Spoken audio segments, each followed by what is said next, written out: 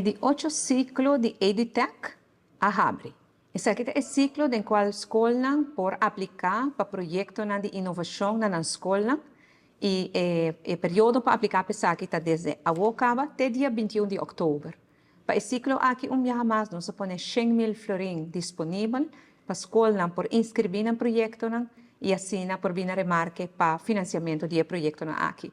Pois trabalho o projeto, pensa que colocar introduzir na escola que está terreno de inovação, assim junto com o maior, com o aluno, colega docente, nós temos agora que 100.000 florins para assim nos período da escola, e usualmente está 3, 4 escolas que ganham essa aqui cada ciclo para por financiar tour e projeto aqui.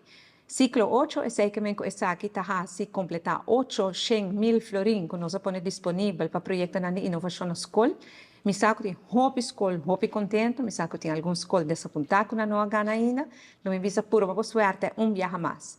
Provavelmente essa aqui é o último viaje também do ciclo de EduTech. Nós estamos tendo ele de ano escolar anterior, 2 anos passados e ano passado. A ideia está para assim ajudar a escola e que, certo momento, junto com o Ministério de Enseñanza, mês, lo sigue que projeto de inovação.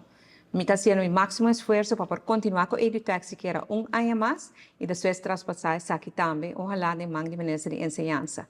Pero para agora que o ciclo está abrindo, até dia 21 de outubro, sinto rato com o colega, sinto com o maior, sinto com o aluno, veja que o projeto que tem outro caminho que você quer que você também por introduzir na escola, apresentar o projeto, escrever de maneira que o website de EduTech é requisito não estipular, escrever o formulário, aplicar no tempo para o 21 de outubro e quem sabe, talvez a escola é seguinte para a parte de 100.000 florins de ciclo aqui, para fazer o sonho de inovação vir realidade.